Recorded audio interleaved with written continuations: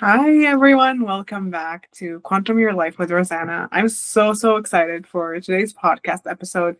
I have a very special guest who is an expert in neurology, business, and universal truths. It's going to be an amazing podcast episode that's all about the neuroscience of self-concept. I would love to introduce Dr. Nona, who is known for helping entrepreneurs and high achievers like yourself manifest their dream life and create wealth, freedom, and so much more. Welcome. Thank you. Excited to be here. How are you today? I'm good. I'm excited. I'm seeing what's going to come out today. What do we get to share today, right? Yeah, I mean, it's one of my favorite topics, neuroscience, because it's like we know all about the spiritual side of things, but then like you want to talk about the real stuff, which is like, this is actually science. This is just like feel-good terms that you see online, and it's becoming a trending topic the more time passes. And it's kind of, we want the basis of this conversation because it kind of like loses its ground. Like there isn't like a base to fall on. So I love bringing in like the science, and I would love to hear from you your perspective on the neuroscience of manifestation. So specifically when we talk about shifting our identities, what's actually happening in the brain when somebody decides to step into a new version of themselves? Okay, yeah, that's a great question to start with. Let me share, maybe I can start with a couple of studies. Would that be cool? They're always cool for me. Yeah, I would love that. Okay, so let me back up for a second just to give everybody some foundation of self-concept or identity, expanding your identity. Something that I have personally used in my personal life, in my professional life, in my business. And I've done it, and I've created success in my life both ways, utilizing what, the world might call the woo and working really hard. So both by doing and also by being. I've done it both ways, and I've had to learn how to integrate those two things together to create a quantum leap. So there was a period of time in my life where I was doing, there was a lot of doing that was happening. Like I was building the business, I had gotten married, I had a child, I was like checked off every single box that I thought I wanted to experience. And I did that by a lot of doing without utilizing or understanding everything that truly I already knew about neuroscience, because that's my degree from Berkeley. But it really wasn't until I completely burnt out in the process. And then I realized, wait a second, in order to make anything successful, easy, joyful, abundant, with love, connection, all the things that we are here as human beings to experience, in order to experience more of those and less of the stressed out, the overwhelmed, the not enoughness, I need both of the parts of the equation. So one part of the equation I call the mechanics, right? So all the doing, the things that you've got to be doing. And then the other part of the equation that I call the energetics, which, you talk about on your podcast and we're both a really big fan of. And you're right. There is an integration that needs to happen between the two of these. There's the mechanics of being successful in your relationship, in your life, in your business. And then there's the energetic piece of it. Now, while the energetic piece is kind of in this world of consciousness, it's expanded, at least it's expanding. It's kind of, with social media, it takes an interesting shift and turn, and it's all for the good, I'm sure. However, we lose the neuroscience behind it. So when I started to personally experience going through and being like, what is a quantum leap? Like, what's a definition of a quantum leap? How do I make this happen? What's the definition of quantum leap from a physics perspective? And what does that even mean in my life as a mom, as a wife, as an entrepreneur, as a business owner, as a coach? How does that translate in my day-to-day life? Or when we talk about the concept of expanded identity, there's so much, that people will say out there, oh, you have to expand your identity, you have to become the version of yourself. And I use that language too. But how does that relate? How do we make this practical? And what's the science behind this? Or science or what's the research that is behind this, right? So I had to really dig deep to figure out, one, where are these things? How are these things making sense? I knew that these were universal truths. I had read about them in books, and I had viscerally experienced them kinesthetically in my own life, but I had to dig deeper into some of the concepts that I already knew and do a bit of research, which nowadays is really easy to do for anybody who's interested in this, to take things to the next level, right? Yeah. So if we're talking about just a self-concept, I call this more of a expanding your identity, right? And I'll share my favorite piece of research on this, which I think is pretty incredible. In this concept of expanding your identity, right? First thing to understand is that whatever your identity is right now is actually pretty fake. It's not the real deal.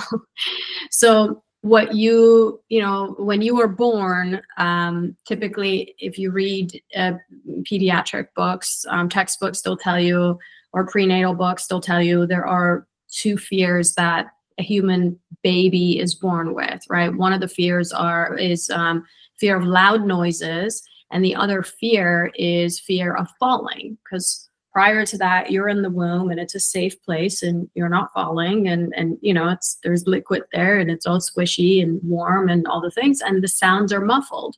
So of course, when you come out into the physical world, then you have this quote unquote fear of loud noises and quote unquote fear of falling. And I put quotes next to it because it's not in the same way that we experience fear. When you're a little baby, you really just, it's a reflex, it's a reaction. You're not constantly like, oh my God, is somebody gonna drop me? Or, you know, is there gonna be a loud noise coming in? Versus the fear, how we experience fear and now as adults is more like, am I gonna be liked? And the experience hasn't even happened. Am I going to be safe? The experience hasn't even happened. So we're in anticipation of fear. So I don't actually define those two things as fear. But anyways, that's what they say in the textbooks, right? So if those are the only fears that we are born with, then every concept, every whether it's doubt or whether it's positive things or negative things, it doesn't matter. All the different pieces of your identity you have literally picked up from the moment you were born, either directly or indirectly from the experiences that you have had, right? So by the time you come to adulthood, then you think that you are funny, you think that you're smart, you think that you're not good enough, you think that you're a good friend, you think you're a bad mom, you think whatever it is that you're experiencing is all based on just experiences. They are not internally created. Most of those pieces of your identity, you didn't even logically think about. You didn't use your left brain because it wasn't developed enough to go, I am smart, or I'm not funny, or I am funny. You didn't use that. It was more by what other people were telling you or what you were experiencing through other individuals, right?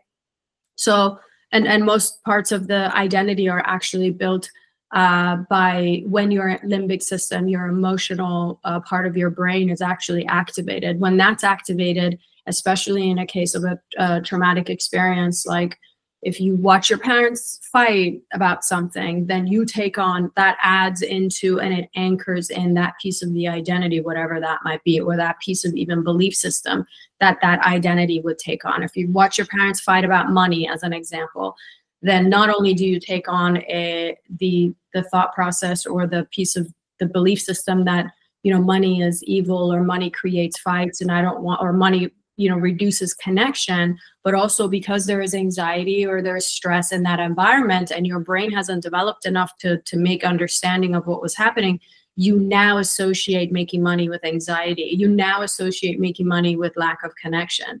So we don't recognize these until later in life when we do the inner work. So to start with, all of your identity is picked up along the way. None of it is real. No part of your identity is real. Okay, and I know that's kind of a big, bold statement to make.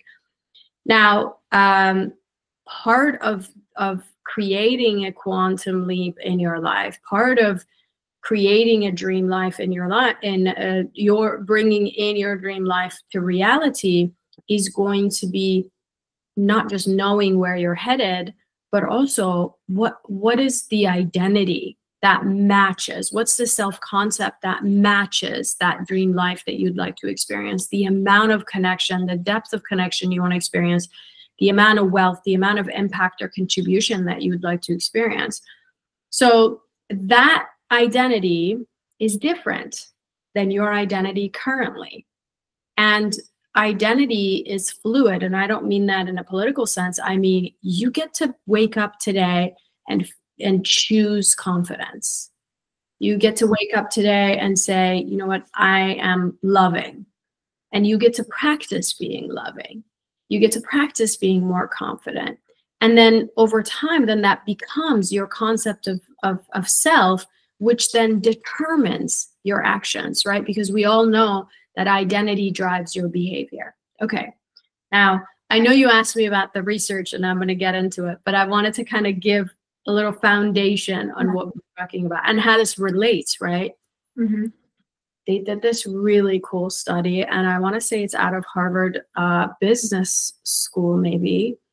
Yes, I believe, I'm pretty sure, 99% sure. And I can look it up and send it to you if you want to put it in the show notes. But they did this study, and they had two groups of people. And both of these groups of people, they were given financial education. Okay, so they told them, here's what you do, here's how you save, and they gave them like a bunch of seminars and a bunch of information, a bunch of education around how to make smart decisions when it comes down to your finances. Here's what you do for your pension, here's what you do with your 401k, here's how you save, here's how you budget. So they gave them all of these, the same exact information. Mm-hmm. And then they split them into two groups. So one group just got the information and the education, and the other group, what they did on top of the same education that this other group got.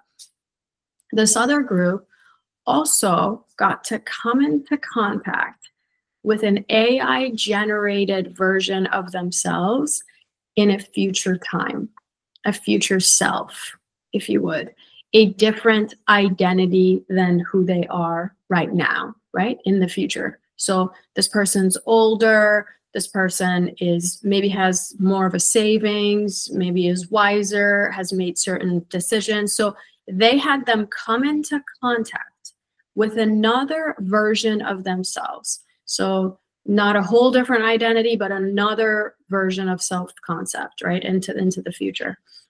And then they did a long-term study on them. So they looked down into the future. I forget exactly how many years, but it was a long-term study.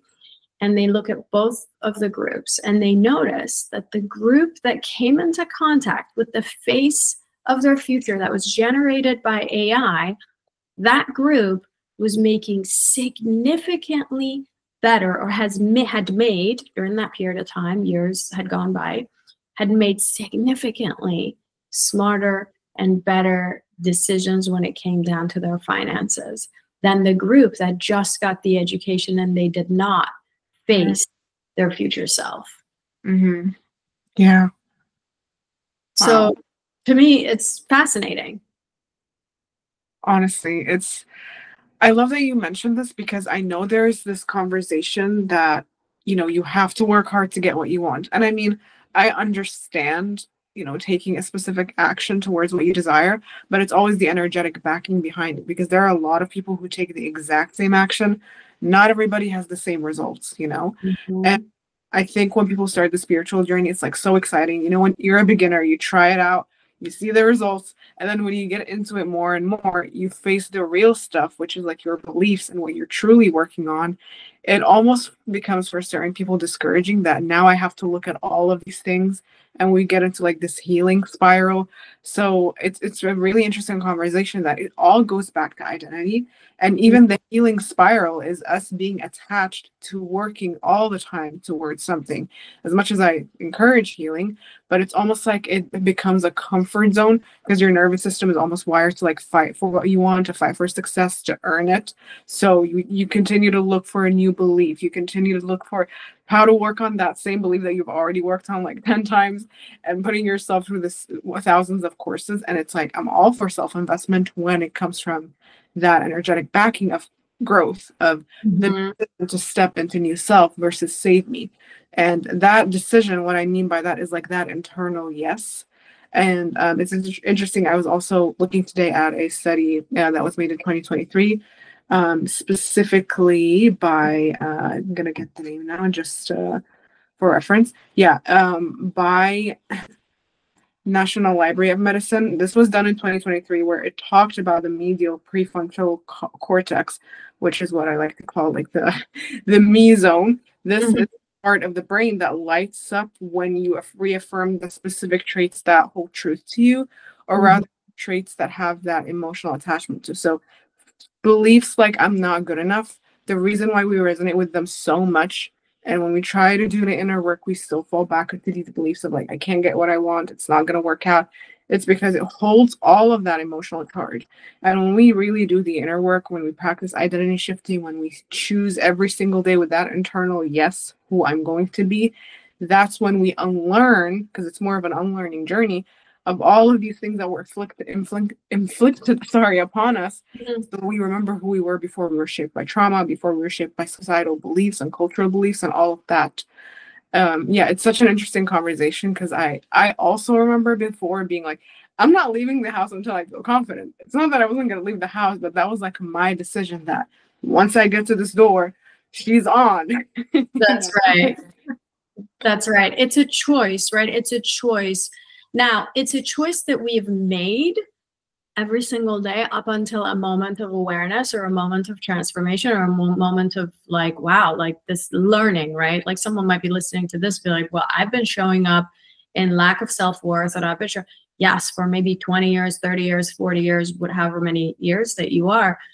So is it true that that choice you have made along the way this whole time, and it's been backed up with all of this emotion and trauma and experiences of life, and these neurons have massively wired together, they're literally connected to one another? Yes.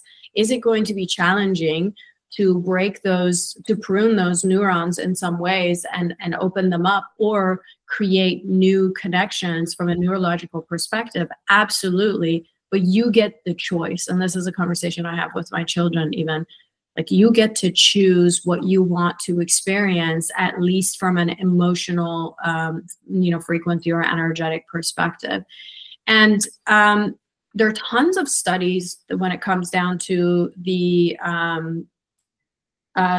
identity piece of things, right? Like when you and I are saying, well, your identity is going to drive your behavior. When you're more confident, you're going to take different actions, right? They've done in 2003, and again, I can reference these back, there was a study that came out that basically showed people that your identity is actually plastic. This you can, they call it the provisional selves, right? They had people try on different identities. And these studies basically were showing that the more you get to practice the role through role experimentation, which is basically showing up as if that is your new reality, the more these people were actually likely to take action. Because I think the missing piece is people will drive and do the things and they want to take all the action, like you're saying. They don't have the identity. They don't have the identity. So I'll give you an example of this. When I first when I first built my very first business, it was almost at 7 figures, and it was doing really well. I had 13 employees. It was an incredible business, and yet I was also completely burnt out, because I built that business based on a couple of different belief systems. I mean, lots of limiting belief systems that had created that success, and I think that's a part that also gets missed. Is some parts of your identity, your hyper identity of like, I'm a hard worker and I'm a type A and I'm this and that, like those pieces of your identity that you have taken on, they serve you to a certain part, like to a certain, portion of your success. So I'd created all of this success and then I was completely burnt out. And I was like, I can't do this anymore. I have to figure out a different way to do things. And so my first project or my first vision was to build a part-time 7-figure practice or business, right? And I did that. And then I multiplied that by, I had 4 different businesses. So that was great, but it was no longer based on the idea of I have to work hard. It was based on the idea of a passive business income was a possibility. Then years later, more in the past few years, I have tapped into, and this will be interesting to have a conversation about, I've tapped into what would it look like, and I know it sounds really crazy, it was just an idea that came to me, but what would it look like if I ran my businesses, I increased my profitability, and I reduced my hours by 70%, right? Basically, what if I worked 1 week a month and I took off the rest of the 3 weeks? Like, I wonder if that's a possibility. And I have to tell you, Rozana, the first thing that came to me was my nervous system going into a complete panic, because most of us our identity, our self-concept is actually addicted to the doing. And so for me, it was like, and this was a few years ago, for me, it was like, I need to get over the fact that I am worthy of things. I'm worthy of wealth. I have value, even when I sit down and do nothing, even when I take the week off, even when I'm on vacation, even when I'm present with my children, instead of having the doing be the reason why I feel validated for being here, right? If God is giving me another day to get up and do the things, then I must be worthy enough. So it took a while to get over that self-concept of I have to work hard to make something happen, or that I'm this kind of person that can never sit down, because that's what I used to say. And then get to this other side. And it wasn't until I shifted the identity, then I learned the kinds of actions that the identity version of me, right? I call it the self-signature, the signature self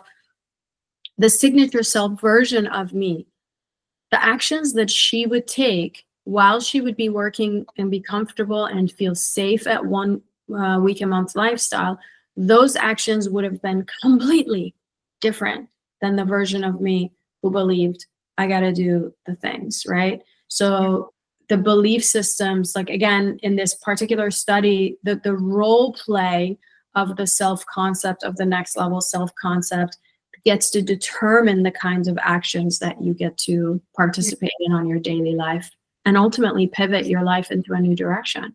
Yeah. This is such a fun conversation, because honestly, I think that a lot of times it's like this second spiritual awakening, if you want to call it that, is that point of burnout. And sometimes people think this is the point where it's like, oh, it means it's not meant for me. That, oh, if the opposite is happening, then it's not meant for me. When it's actually us just being addicted to a specific pattern and identity, because that's what's been safe for us for so long. And as you were just sharing, it's like, your brain is so malleable. That's what neuroplasticity is. It's your brain reorganizing itself through new neural pathways based on what you continue to focus on. So it's such an interesting conversation. It's definitely like clay. And I'm curious to hear from you. What are some simply daily steps that somebody can implement if they want to rewire their identity, especially if it's a pattern that they've had at play for many years?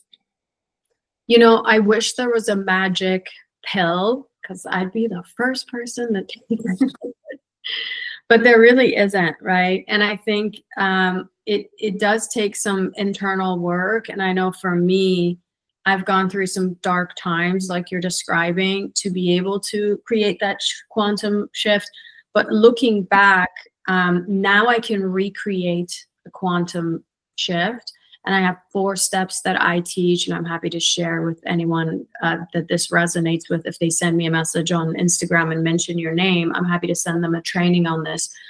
but I'll just briefly mention the 4 steps. Like, one, you have to know what it is that you want to experience in life so that you can create an expanded version of your current identity, a self-concept, if you would, that is a match for that unreasonable dream life or that really juicy dream life. So the very first part of the process is knowing where you're headed, because listen, if I'm going to be a CEO of a company, or if I'm going to be a great mom, or if I'm going to, whatever my soul is pulling me to experience in life, I got to know what that is to then sit down and contemplate on the expanded identity of it, right? Because the version of me who's a CEO of multiple companies, or the version of me who's the traits are different. The pieces of the identity are going to look different. One might be more nurturing and one might be more, authoritative, right?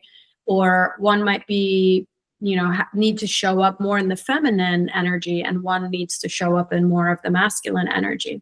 So figuring out what the outcome is always the first step. And I think probably your audience and as well as my students and my audience, they have some idea of what they want to experience. That's why they're listening to this podcast or watching things like this.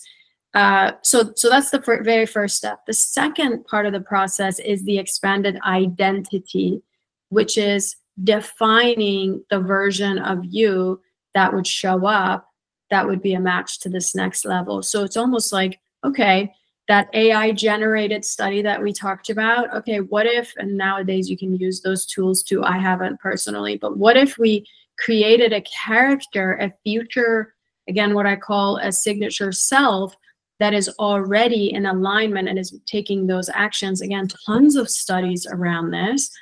And so what if I just, on this step 2, I just jot down the things that are traits, the way that I would show up, the way that my energetic state would be, the way I would make decisions, the way that my relationships would look like, my relationship with money, my relationship with time. These are the things that I went through when I moved into 1 week a month lifestyle.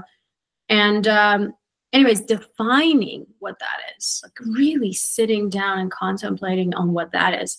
And then I know you asked for daily practical things, and I'll get to it, but I have to kind of describe this, because in the third part of the process is what the daily stuff comes in.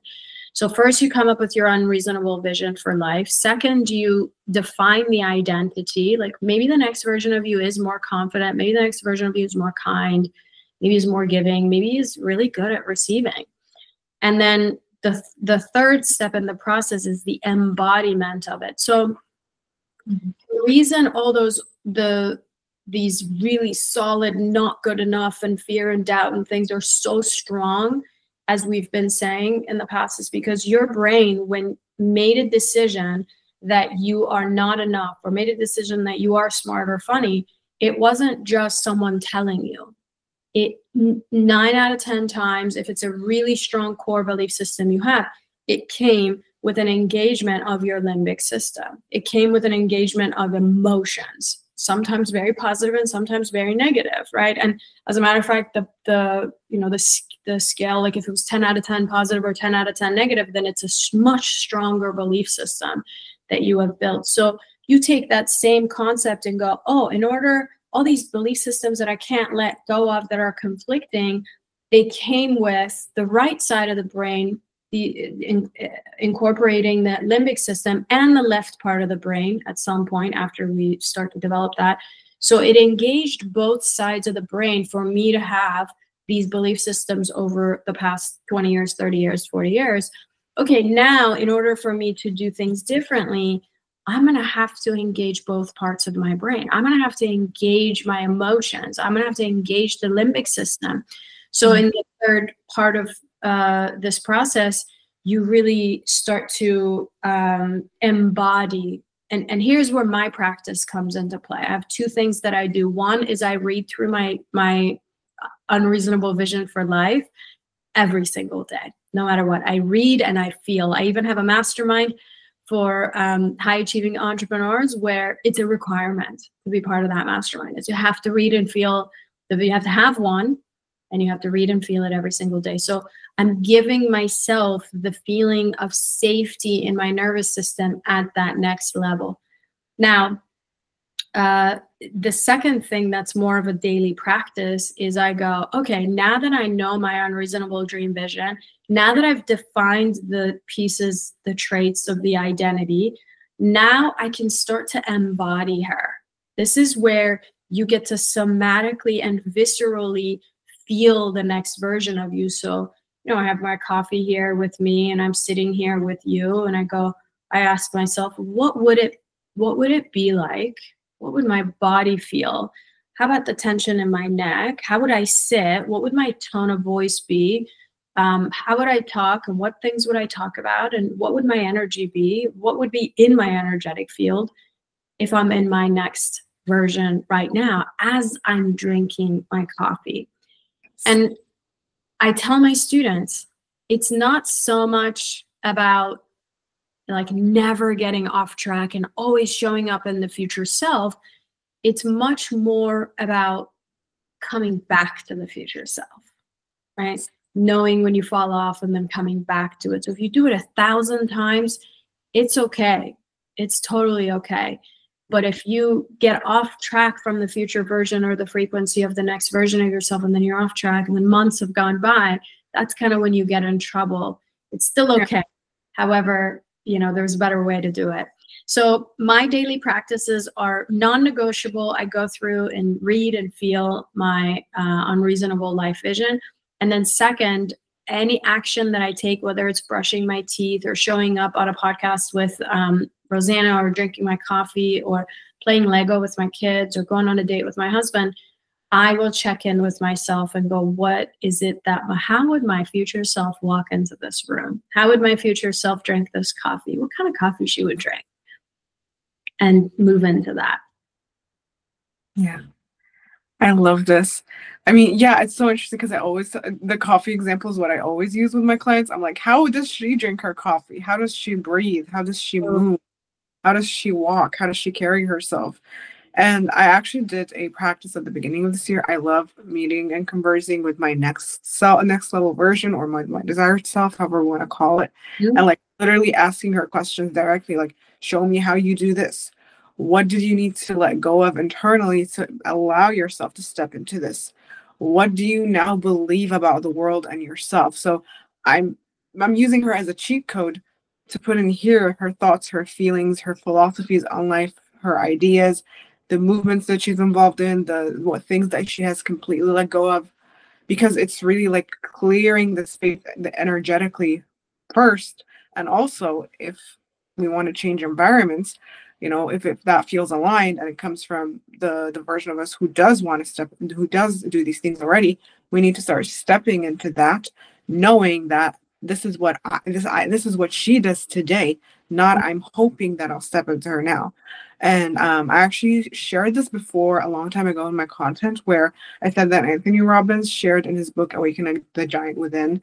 He shared a study that talked about people who had multi-personality disorder, and when they were so convinced that they were the new personality, their eye color changed. Health disorders disappeared. Of course, because the personalities, they shift back and forth, that they did not maintain that. And that goes to say that when we're not maintaining the identity, we're not maintaining the results. So it's about making it the baseline. And I definitely love that we're talking about like all these changes that we need to make. And the one that I like to tell my clients to start with is their content. When you watch a show for so long, you start to use their inside jokes. You start to dress like certain characters, use the same type of humor, catchphrases. When you watch TikTok, you start to believe what people are talking about, and you follow trends without even noticing. And this is what also we talk about, which is like the mirror neurons, the actions that you take and that you watch others take. Your subconscious soaks that in, because to me, that is a form of visualization. It's not just closing my eyes and seeing it up here.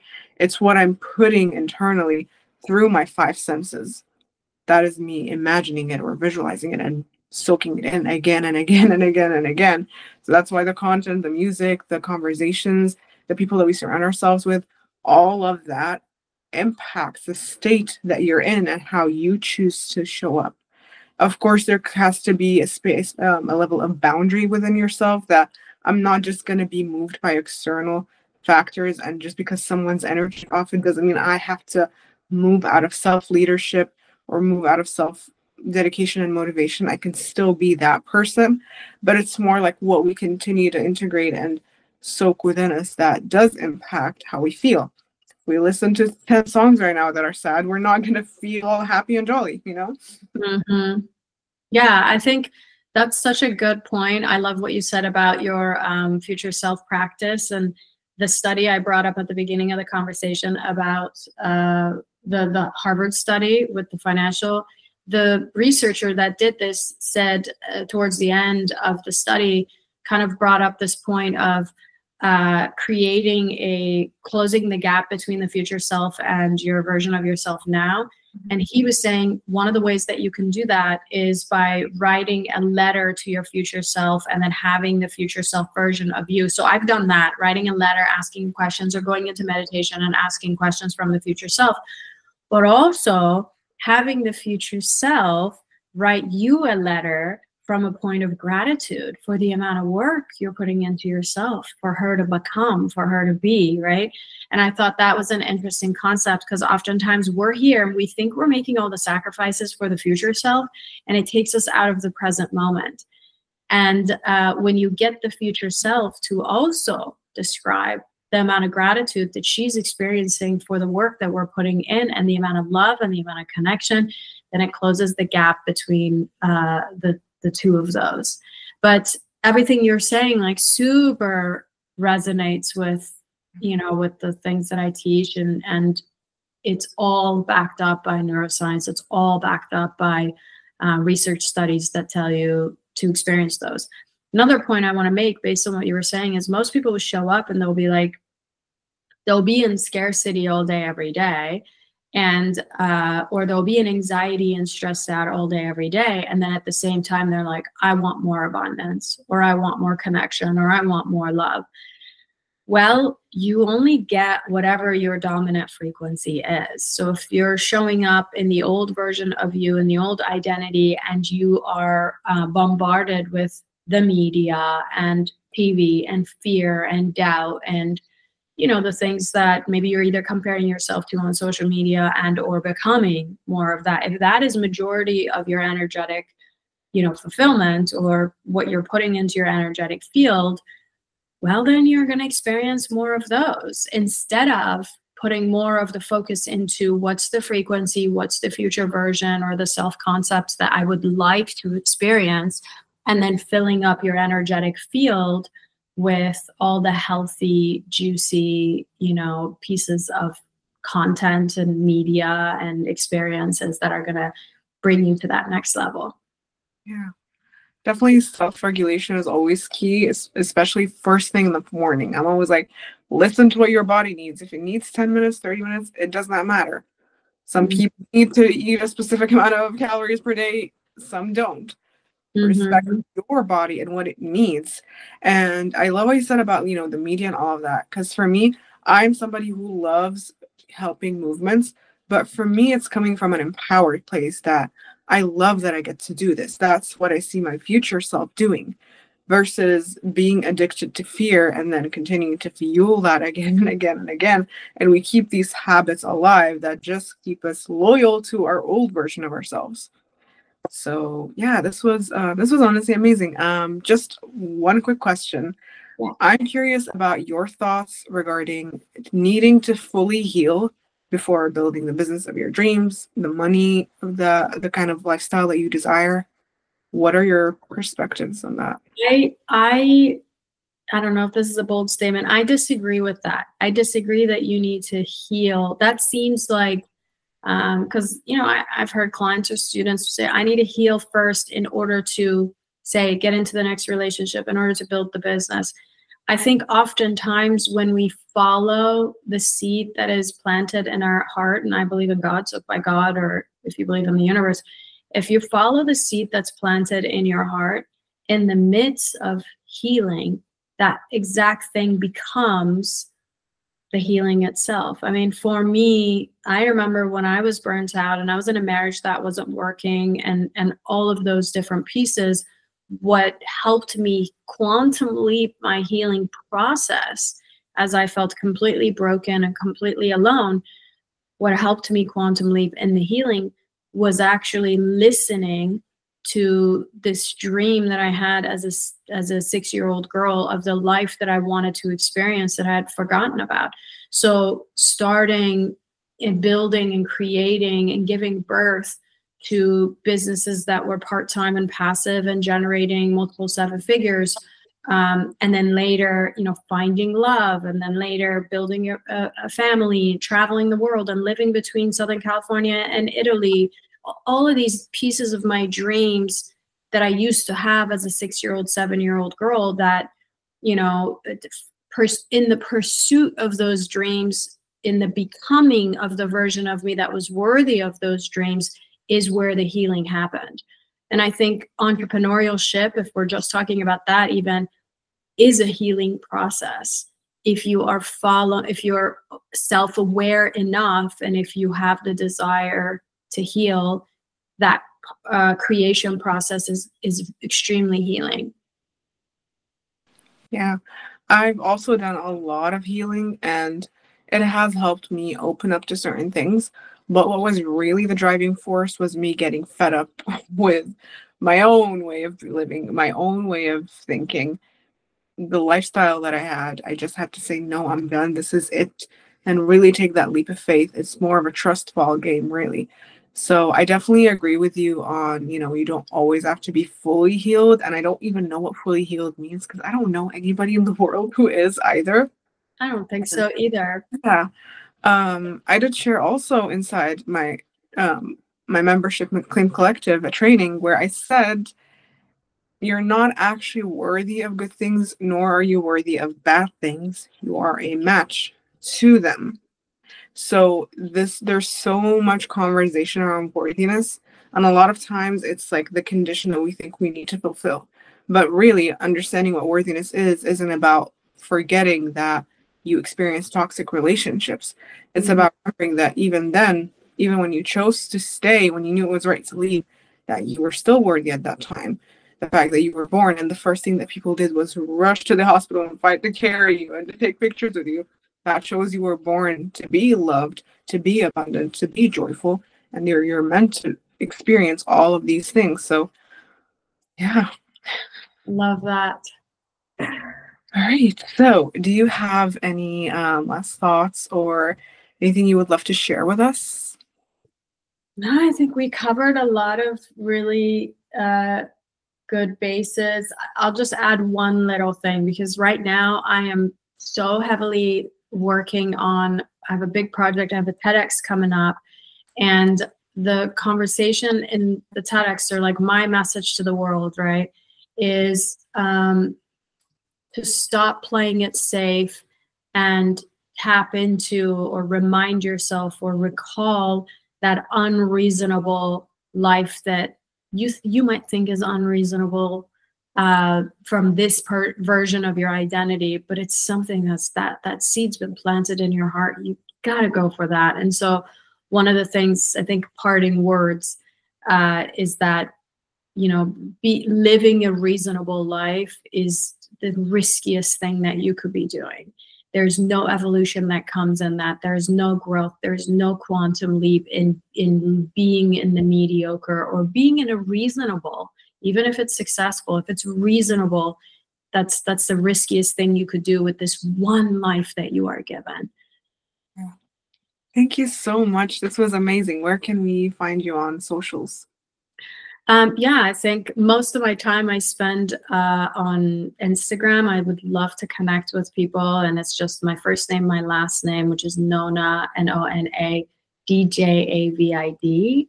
And also, for anybody who's listening, if this connected with you or resonated with you, I have a 90-minute training that I'm happy to send over, as long as you mention Rozana's name. That kind of talks about the 4 steps of a quantum leap, and it's absolutely free if this resonates. Thank you so much. This was amazing. Awesome. Thank you, Rozana. Thanks for having me. Thank you. Bye-bye. Bye.